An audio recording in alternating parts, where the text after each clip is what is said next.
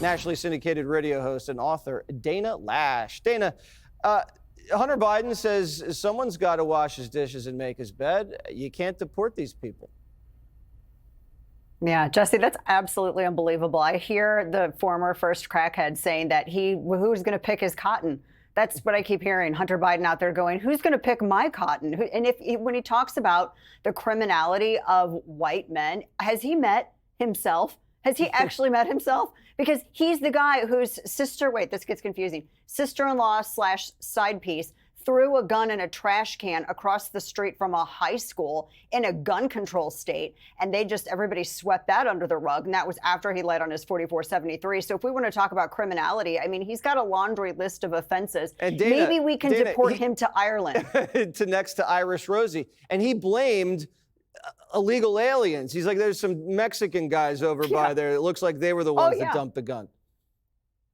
Yeah, the quote was probably illegal. And that came from the police report from 2018 that was only just released this week. And he literally pointed to 2 Hispanic people working at Jansen's supermarket and said, yeah, probably illegal. That was the direct quote that he told police. So, I mean, he literally, I know we had talked about Quentin Tarantino on your show. I know you mentioned it a little bit earlier, also one of my favorite directors. Is this Django Unchained? I mean, are we actually watching a deleted scene from Django Unchained? Because it really feels like it.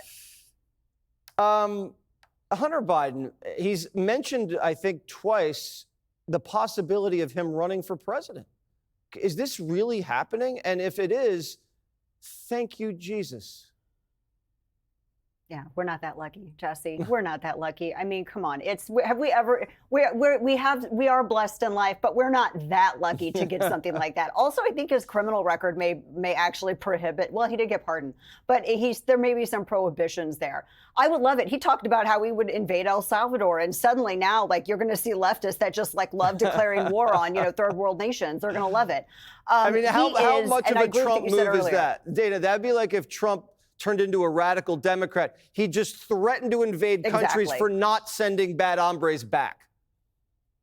Exactly. And he's defending. Let's once again look at the people that he's defending. You highlighted some of them in your monologue just a little bit earlier. In addition to people like Hilmar Abrego Garcia, you're talking about a guy who covered a decapitated woman with bleach. I don't know if those are the quote unquote knuckleheads that, Democrats are talking about bringing into your home and doing chores that you could just do yourself or hire people here domestically and pay a decent wage to.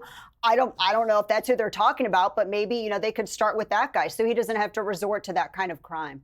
The Hunter Biden political run, would that be the greatest comeback in history, more so than Donald Trump's astounding comeback? Oh, my gosh. I mean, Trump's comeback was pretty good, and Americans love a comeback story for the right person. But okay. Hunter Biden is just too much of a failure to launch, I think, for the American public to, truly embrace him. He needs to acknowledge that other kid that he won't acknowledge down in Kentucky first. All right. Dana, great to see you. Click here to subscribe to the Fox News YouTube page to catch our hottest interviews and most compelling analysis. You won't get it anywhere else.